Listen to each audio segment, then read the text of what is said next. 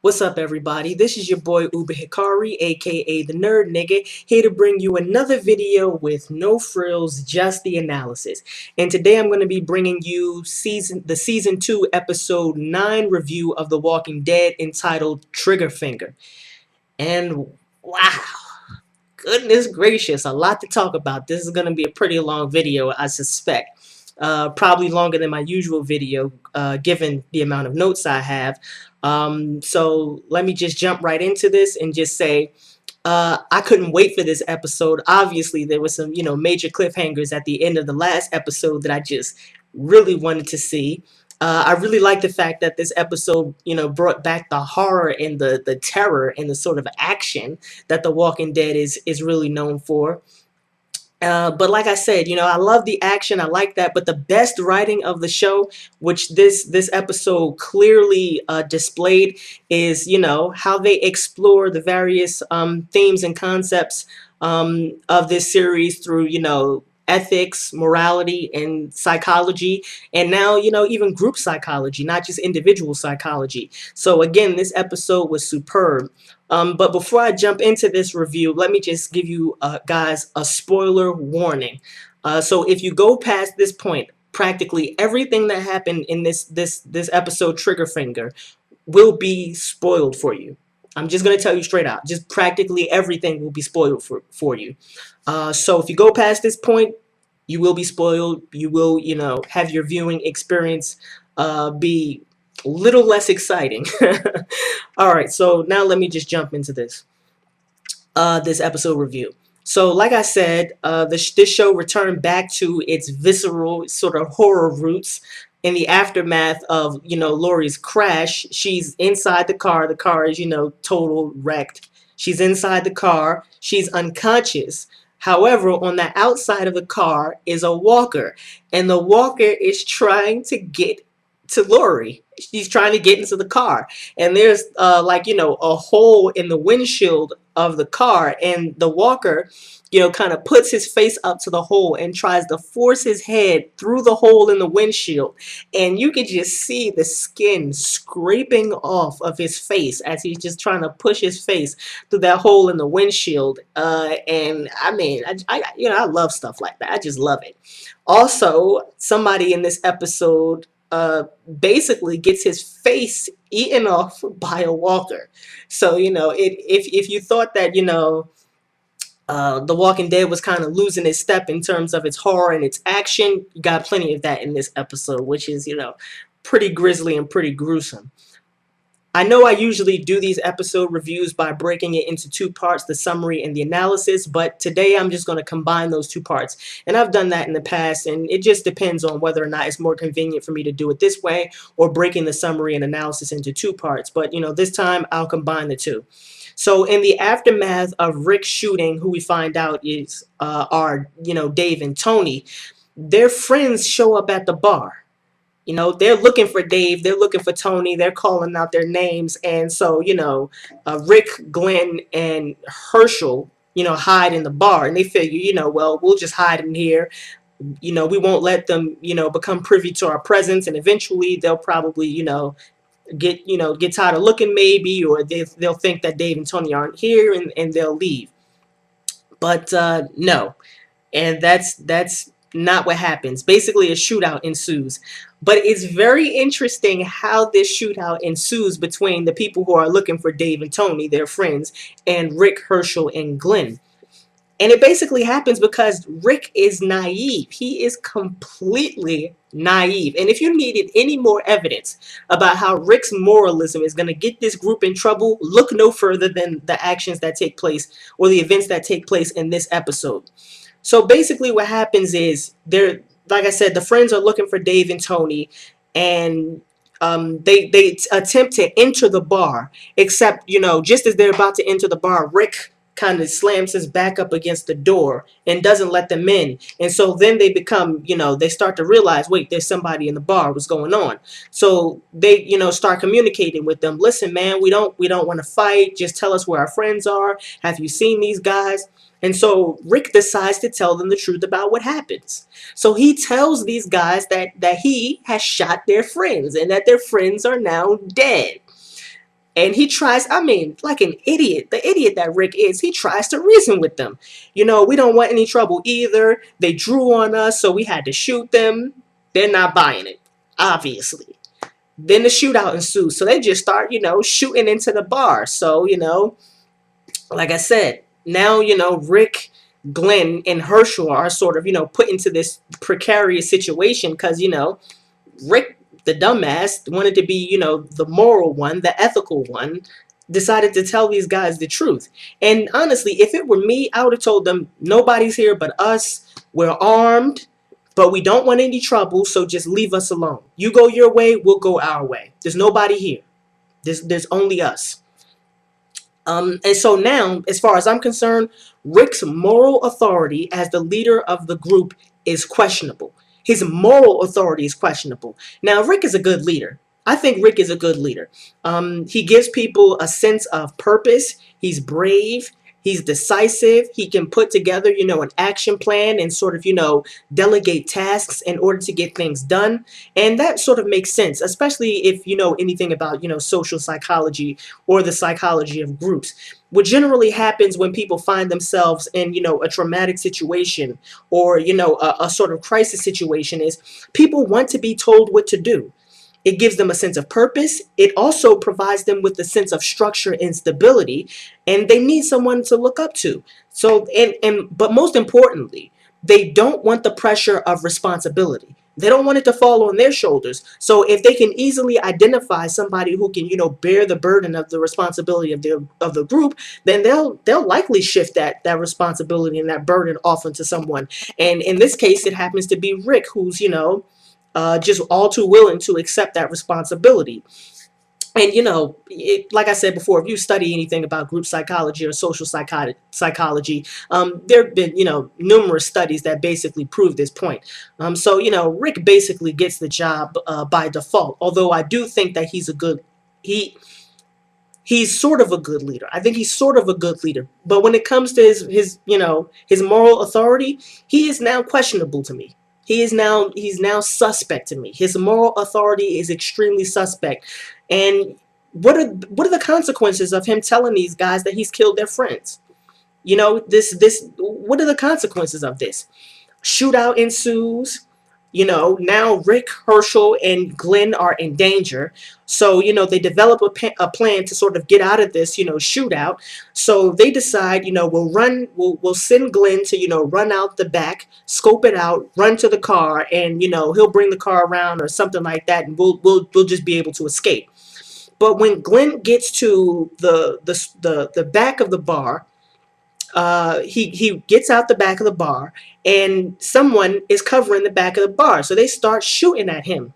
Herschel shows up and he shoots the guy in the chest, and this is the guy who basically gets his face eaten off by walkers.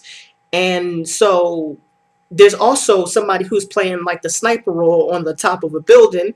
He's shooting at them. Rick, Herschel, and Glenn are trying to escape out the back of the bar so they can get to, their car and basically get away from the shootout.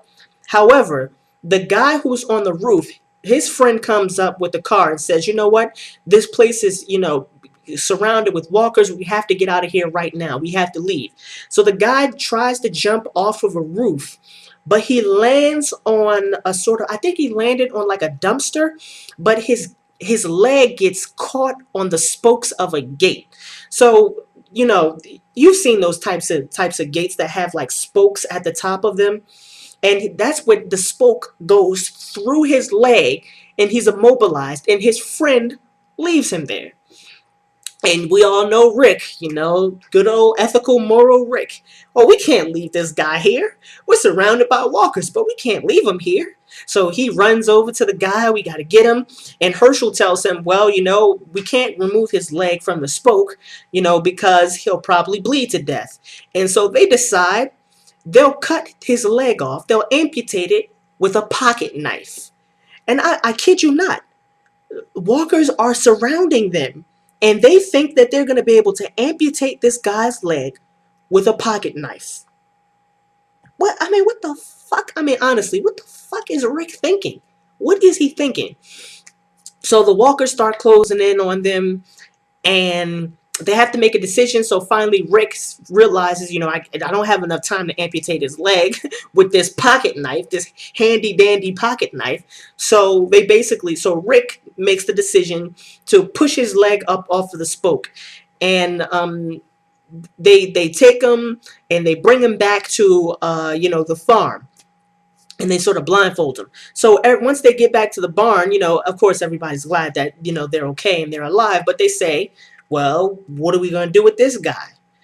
And so after Herschel gets out of surgery, he says, well, he'll probably have some nerve damage, but he'll live, and it'll take about a week for him to recover. And I'm thinking, first of all, a week? This nigga had a spoke through his leg, and you think he's going to recover from that in a week? But whatever. Then Rick says, well, here's what we're going to do. We're going to take care of him for a week, but then when that week is up, we're going to take him, drive him back into town, and, just leave him there in return. And then I don't remember who says this, but somebody says, well, wouldn't that just be like leaving him, to the walkers? And of course, Rick doesn't have an answer for this. Good old ethical, moral Rick. Of course, he doesn't have an answer for this. And so Shane is like, the fuck? Is this fantasy land? You guys are living in fantasy land. What are we going to take care of him, nurse him back to health, give him a care package, and just send him on his merry way? I mean, these are the types of things that Rick's moralism gets this group into. And so he's at least one root cause of this entire disaster. The dude who was shot, the dude who, his leg is messed up, the fact that they were in a shootout. He's not the soul, because if Herschel would have never went to the bar, then this of course would have never transpired. But the fact that Rick wanted to tell these people the truth, I mean, they may have found out eventually. They may have found out, but he could have at least prevented that from at least prevented the shootout by not telling them the truth that he killed their friends. I mean, what kind of sense does that make? That makes no sense whatsoever. So like I said before, Rick's moralism is a double-edged sword. Of course, we all want to be ethical. Of course, we all want to be, moral, rational human beings. Of course, we all want that. But they're in the middle of a zombie apocalypse, and you have to think about the sort of, the direct practical consequences that will result from your moralism. And Rick seems to be incapable of doing this. He just does not have the capacity to predict with any sort of certainty the consequences of his commitment, his obsessive commitment to this, black and white conception of the world. They're in the middle of a zombie apocalypse. All the moral decisions, all the ethical decisions that they could possibly make are always shrouded in gray. And yet Rick, because of his hero complex, because of his gullibility, because he continues to believe in the goodness and rationality of other human beings, because of his obsession with wanting to impose black and white ethical and moral standards on the world in which they now inhabit, as a result of all that, he has caused, or at least partially caused, this entire disaster that has resulted in the death of one person, another person whose leg is messed up, and a shootout. I mean, this can't continue. This sort of thinking that Rick is engaged in just simply cannot continue, or else he's going to get somebody in that group killed. And the fact that his decision making hasn't, this sort of ethical decision making hasn't, led to someone's death up to this point is nothing short of a freaking miracle. And we can say, Shane, he killed Otis. Yeah, he killed Otis, but at least he doesn't get other people killed when he makes decisions. At least we can say that much. At least we can say that Otis made the decision to go along with Shane. At least we can say that much. At least we can say that Shane has never made a decision which has gotten someone killed. I mean, at least we can say that he's motivated by protecting the group and by ensuring the survival of the people in that group. At least we can say that much. At least he's not, has this obsession with being ethical and being moral. And at least that sort of obsession hasn't gotten, the other group members in trouble. At least we can say that much.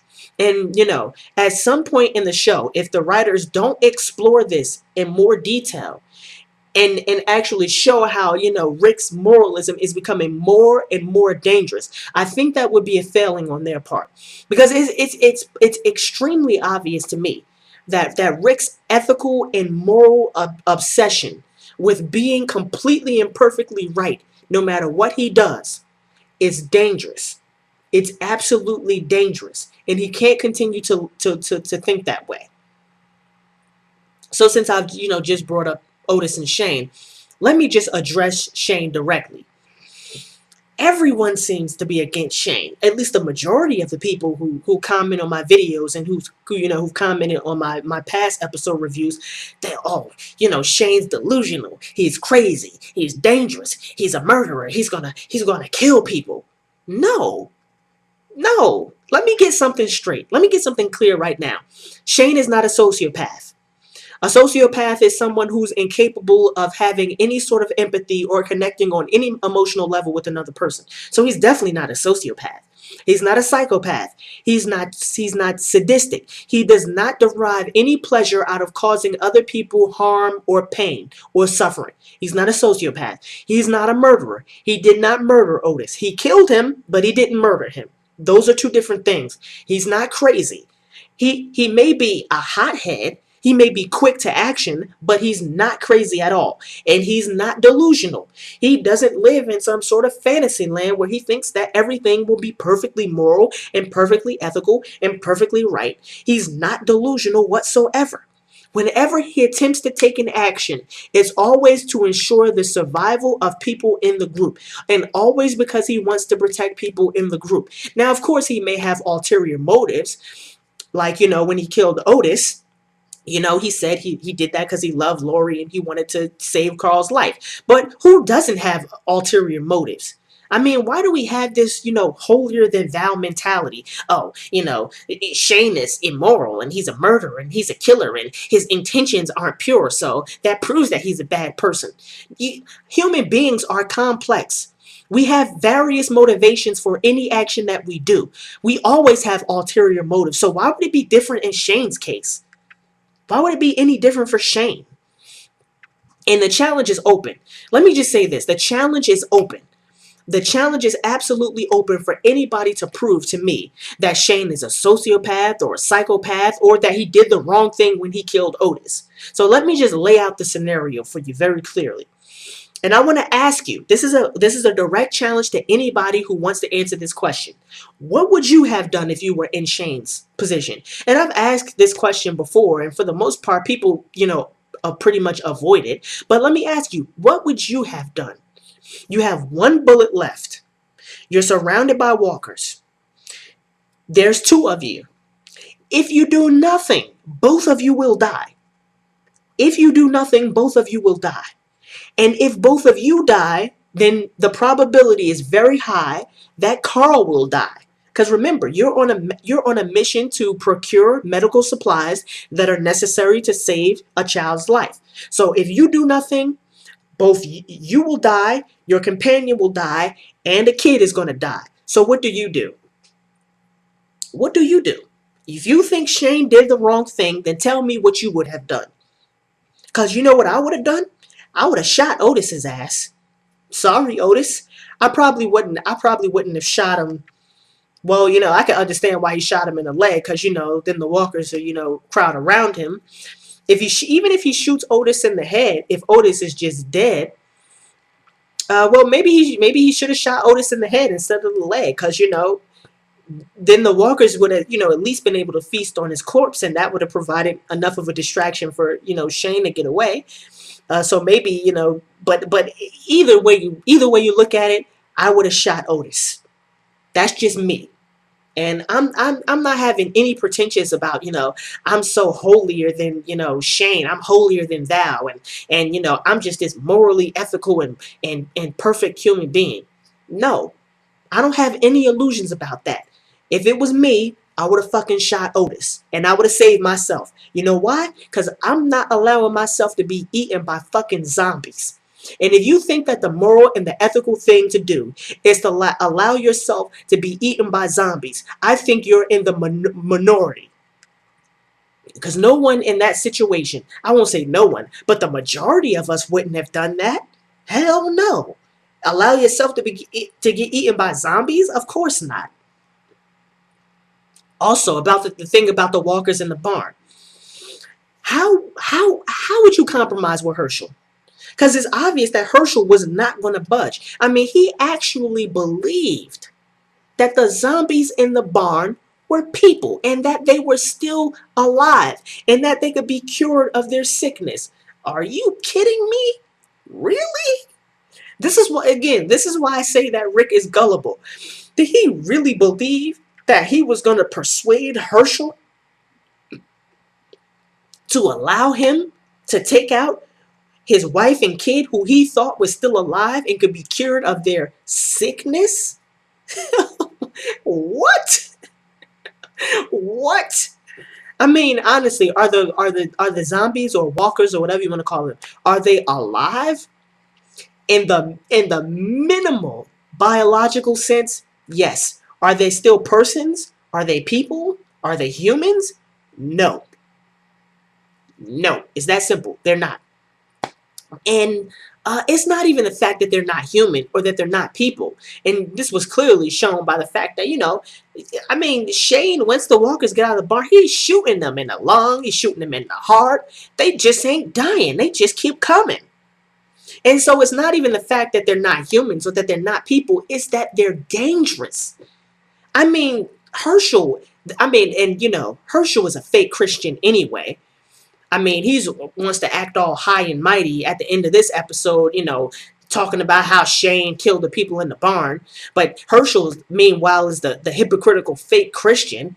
I mean, Rick literally had to beg him to stay on the farm and not to send them back out into the world filled with zombies. So he's a fake Christian to begin with. But second of all, Herschel allowed these people to set up camp next to a barn full of walkers. Really?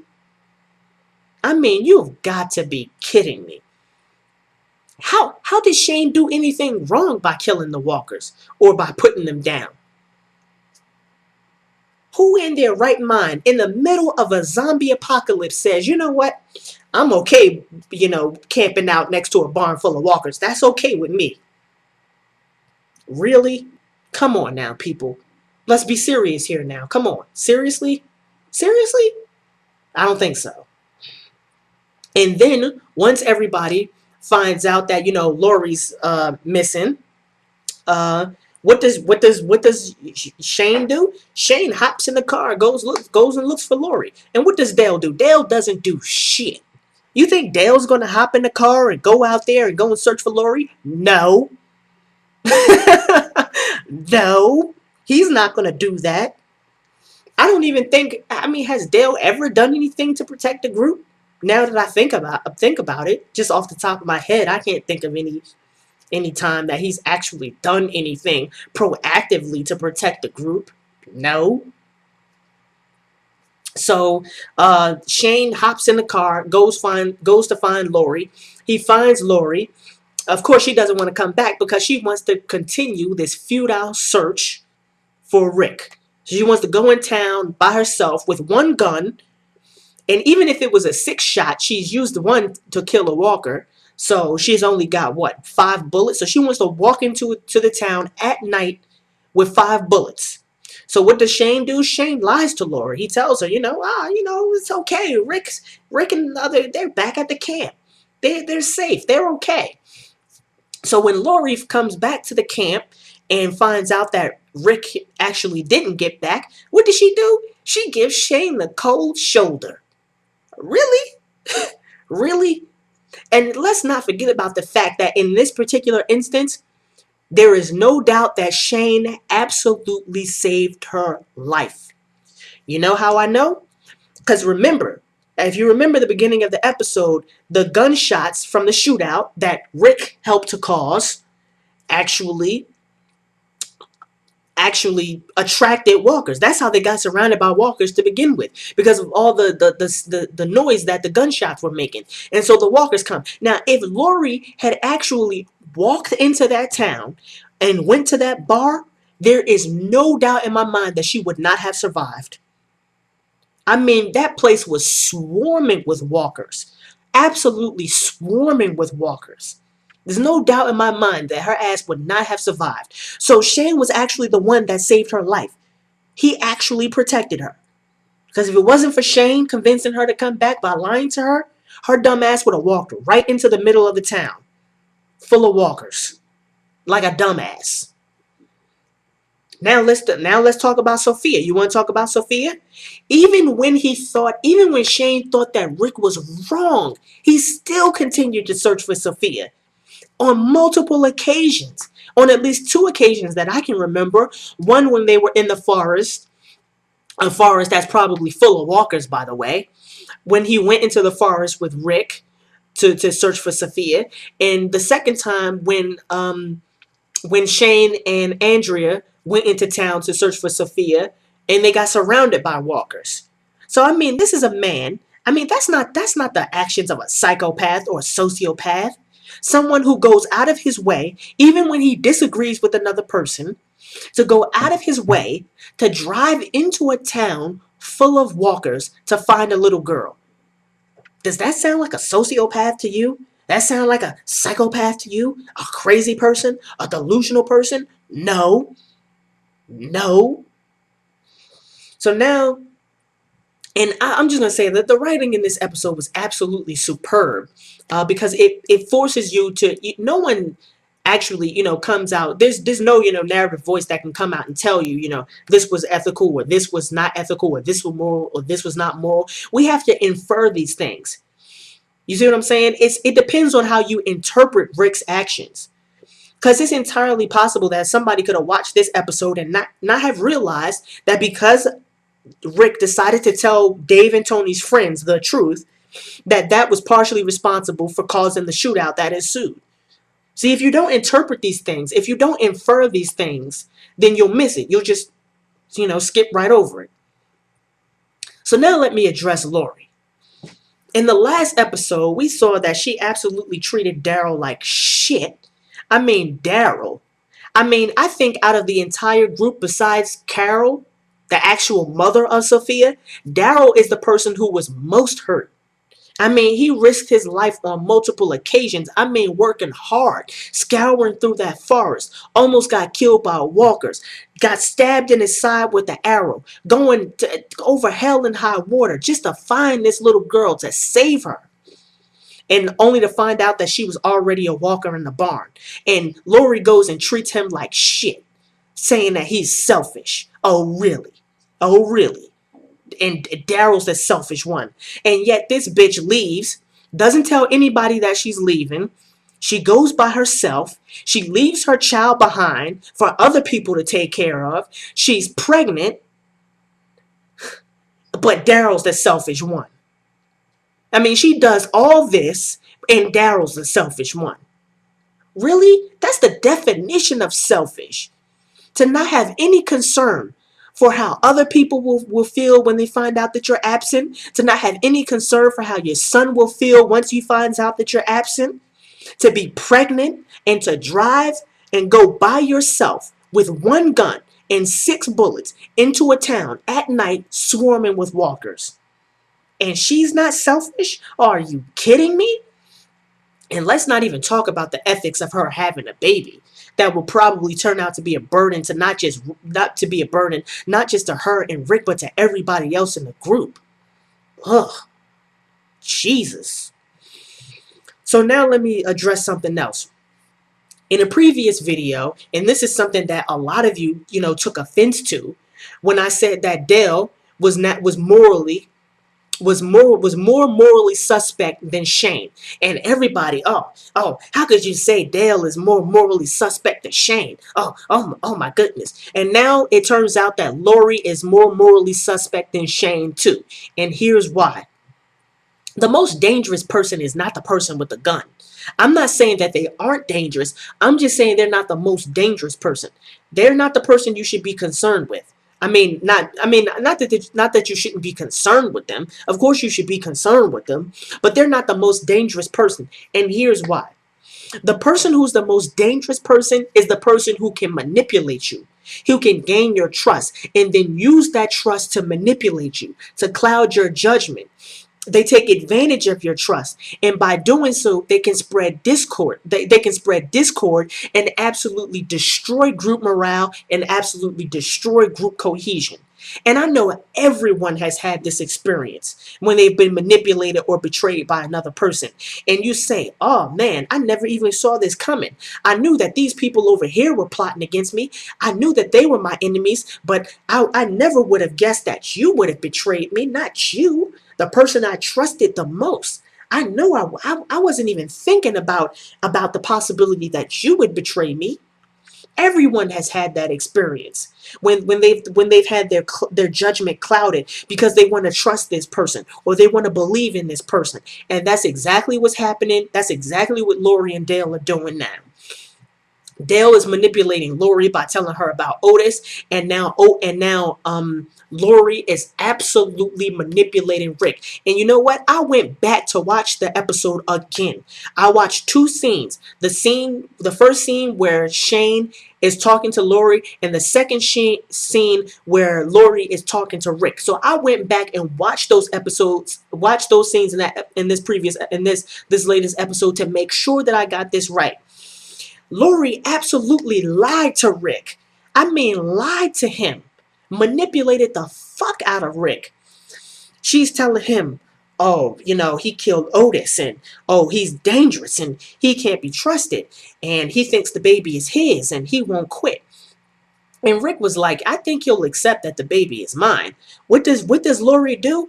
Oh, she hops up on the bed, puts her arms around Rick, lays on his shoulder, whispers in his ear, oh, he says you can't protect us. He thinks I'm his. He thinks the baby is his. He's dangerous and he won't stop. Shane never said that to that bitch. He never said that to her. He never threatened her. He wasn't acting crazy towards her in this episode. He didn't get angry. In fact, when Lori told him that their relationship was a mistake, he didn't even get angry. The man was about to break down and cry. He never said, oh, Rick can't protect you. I'm the only one who can protect you. That baby is mine. We're going to be together. He never said any bullshit like that to her. And for Lori to go turn around and tell Rick all this bullshit about, he said you can't protect us. He said that I'm his. He said that the baby is his. He's dangerous. He's crazy. He's delusional. Really? So it seems to me that the person who's more morally suspect here is fucking Lori, not Shane. Not fucking Shane. Shane isn't going to kill Rick. And yeah, there was that one scene where Shane was pointing the gun at Rick, and Dale came and saw him. But besides, that was way back in episode. That was way back. I can't remember what episode that was of the last season. Way back in the last season, and even so, there's no evidence that Shane is going to hurt Rick. In fact, he's had an opportunity to do it and he didn't do it.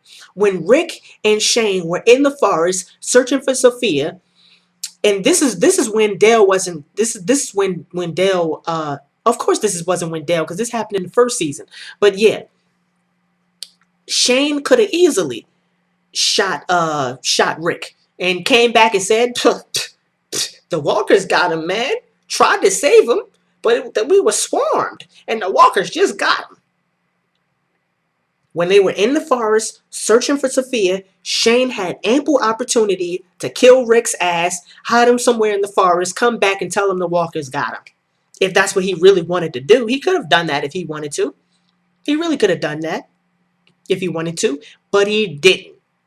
And even when Lori came and told Shane that she was pregnant, Shane thought that, there was a possibility that the baby was his, but Lori flat out told him the baby is not yours and it will never be yours.